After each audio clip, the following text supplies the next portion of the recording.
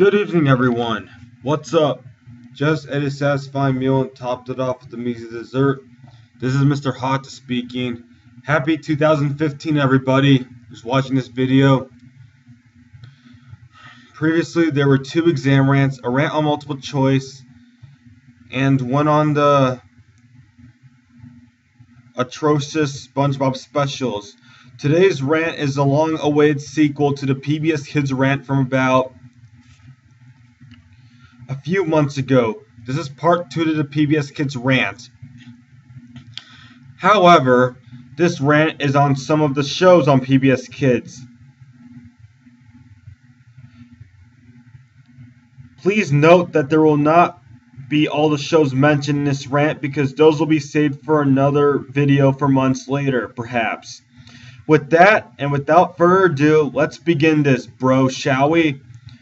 What's really weird is that there are no rants on this kids channel, but there's so many rants on Cartoon Network itself. There are at least 100 of them. Wow. Question. Is there really something to say about these kids shows or baby shows? Because it seems like there really isn't, despite the fact that there's a lot to cover on this. Time to rant on a channel that has not been ranted on at all. No.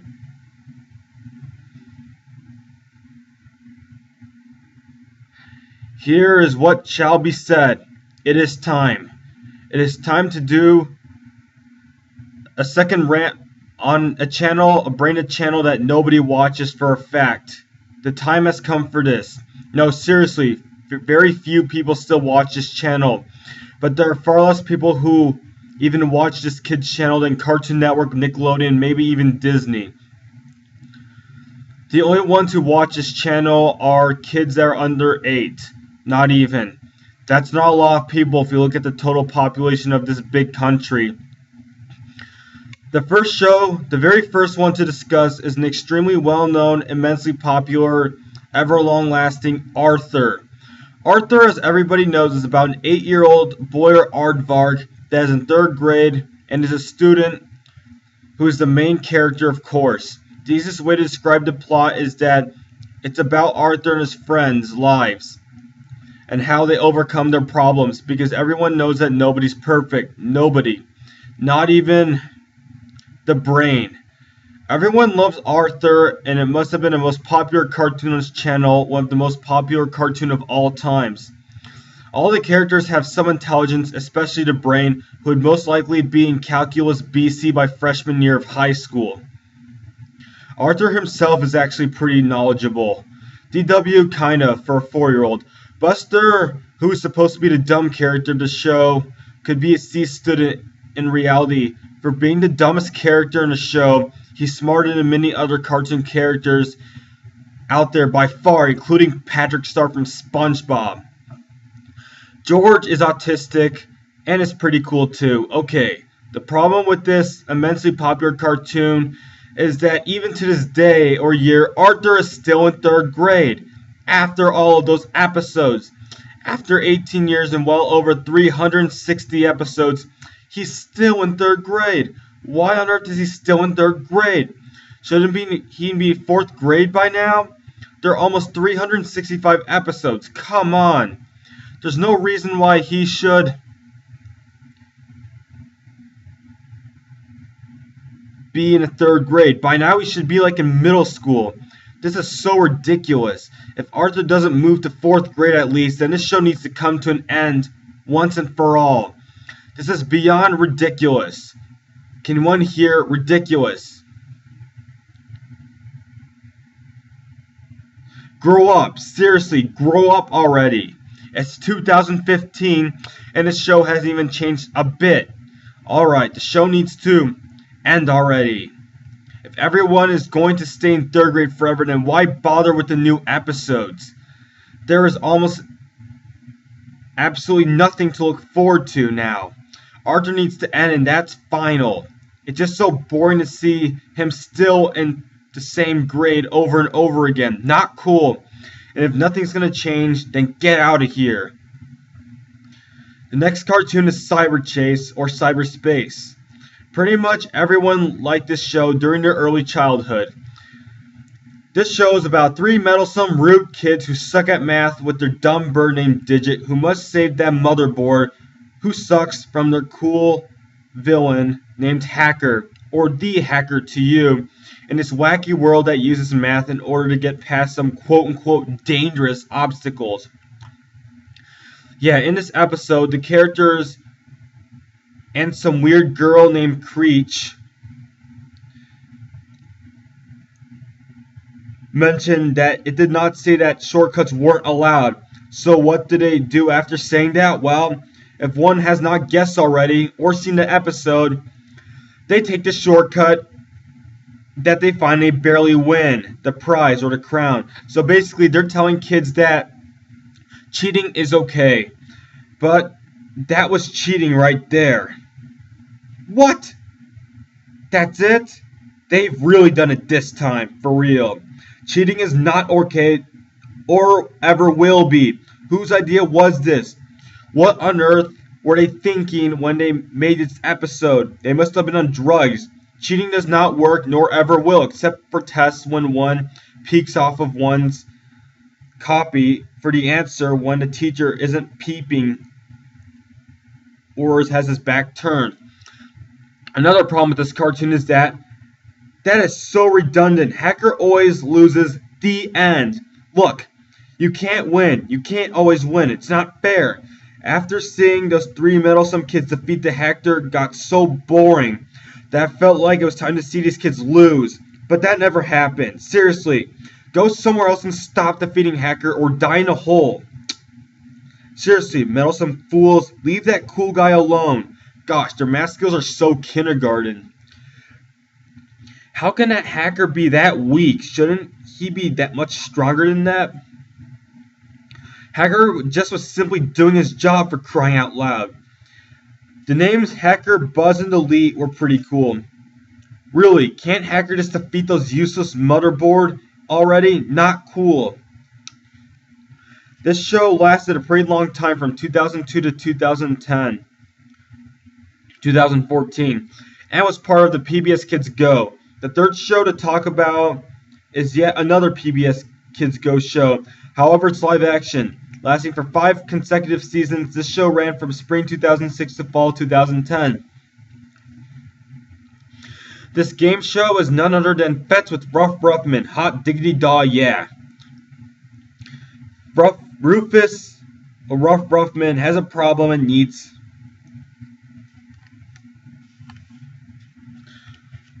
contestants to help him solve his problem, which is a pretty big one. Not.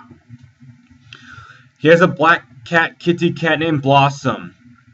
There are 6 contestants per season. In each episode, 2 contestants must answer questions based on what they learn for a maximum of 50 points. The others can earn a maximum of 100 points. The one with the most points in the episode wins some little prize. But the one with the most points at the end of the season and does the best at the end wins their name on a poster and some cool prize. Ha! They didn't do anything to deserve that prize. They didn't do anything impressive, so does that quote-unquote winner get some prize at the end of the season? Huh? Like, what did they do that was so special? Huh?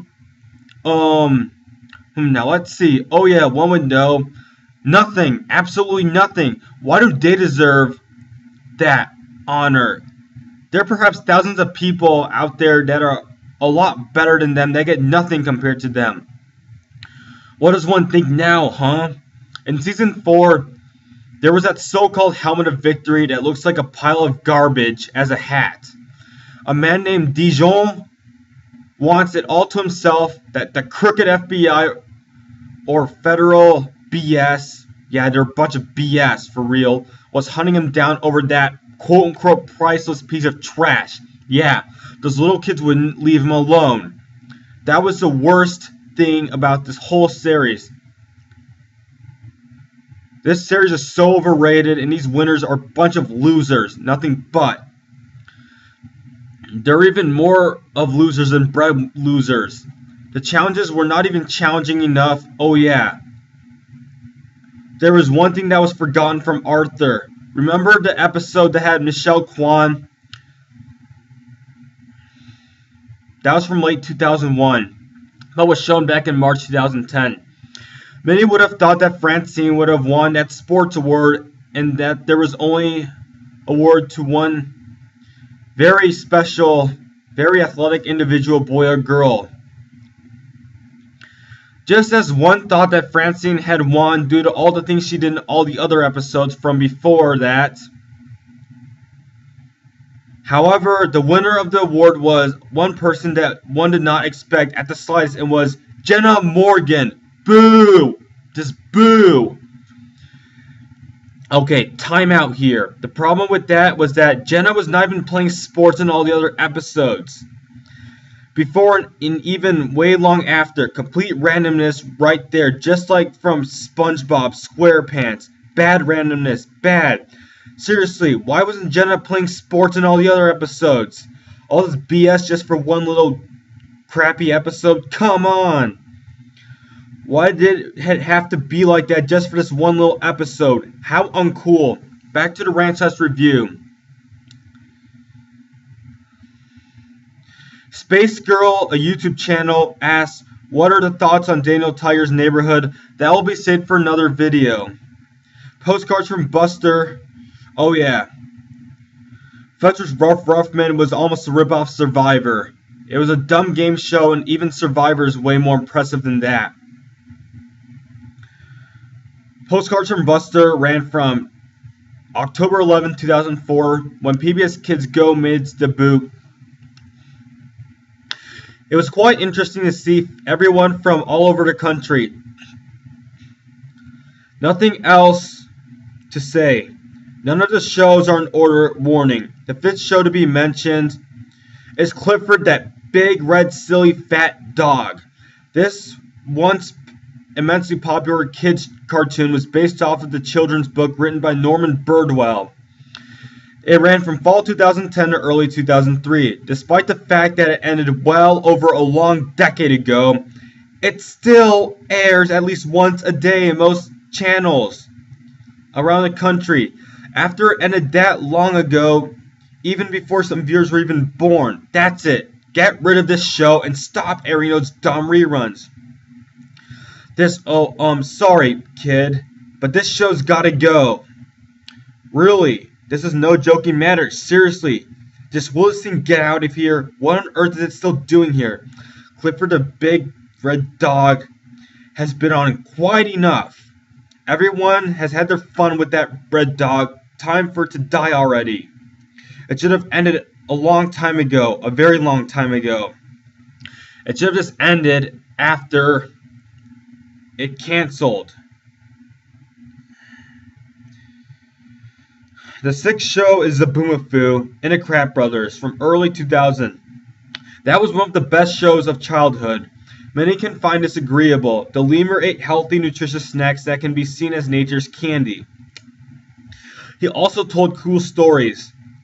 The seventh show is Maya Miguel. That realistic fiction cartoon came out or made its debut on October 11, 2014, same afternoon as PBS Kids Go. Days before it first aired, it was advertised all the time, 4 days before. The cartoon lasted until 2007, but aired after. There was a smattering of Spanish spoken throughout the episodes, which was only understandable if one had taken Spanish. Overall, it was okay. Nothing else to say, really, here. The eighth show is Dinosaur Train from 2010 to the present. It was okay at first, but got really boring later on. To summarize this the best way possible, there was this pteranodon named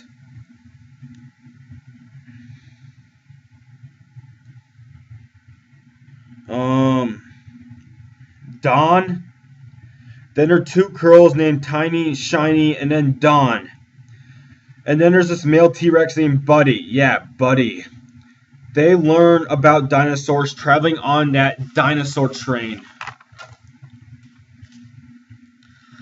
By the time travel tunnel. The show is perhaps disliked by many, which one cannot blame for. There's really nothing to say except that Mr. Conductor is cool. The ninth show was Curious George, based on the character from the books by H.A. Ray, who died in 1977. This classic children's series became a TV show in the fall of 2006 and is still on after 8 years. This was an enjoyable show indeed. George always learned something new. The cool characters or the chill ones were the man in the yellow hat or the doorman. This show should have lasted a while. The 10th show is It's a Big, Big World, which lasted barely over a season from January 2nd, 2006 to 2007. Overall, it was a good show with a mix of characters. Some were old and wise, some were young and naive. The most interesting character had to be Oko, the Howler Monkey, who is the most mysterious of all, and seems Asian. Snook and Madge were chill too. Too bad the show ended. The 11th show is Mr. Rogers' Neighborhood, an old classic. The only thing to really say is that Mr. Rogers was extremely friendly and had to have class. He must have been liked by everybody and had good social skills. The 12th show is Caillou. This show aired even after it ended. It ran from 1998 to 2006, originating from Quebec. In 2006, the episodes were made during that time were showing Caillou's surreal imagination and that the title cards. Here's something funny. One may have seen this. 4-year-old Caillou slept with a Chinese 8-year-old girl named Sarah for real. That was pretty cool. It's very unlikely that they will ever have sleepovers when they're older. That's pretty funny, an 8-year-old and a 4-year-old. They're probably sitting in a tree, Kissing, and they're probably doing each other, most likely. Alright, back to the rant.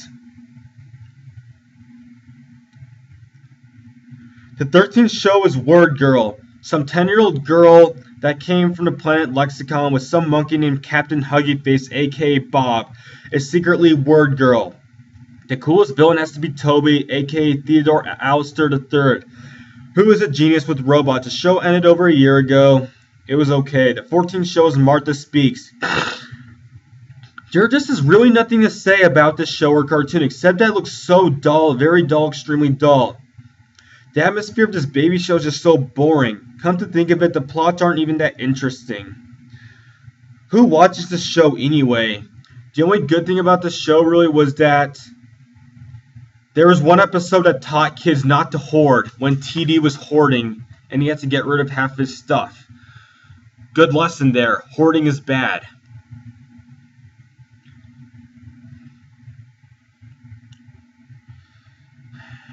Now, where was this? The 15th show is Between the Lines. Absolutely nothing to say about this. What can be said about the show?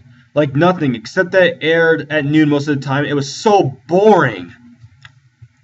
Hopefully it ended. Who even watches it? Almost no one. The 16th show is The Adventures of Virtue, Book of Virtues. That was from 1997. It ended a while ago, and there's nothing that there was except for teaching lessons. Many have not seen this. There was one episode about George Washington and one about lying told by children. The 17th show is Zoom. That must have been like a vlog. It was a live action show that lasted for a long time and was popular back in the day.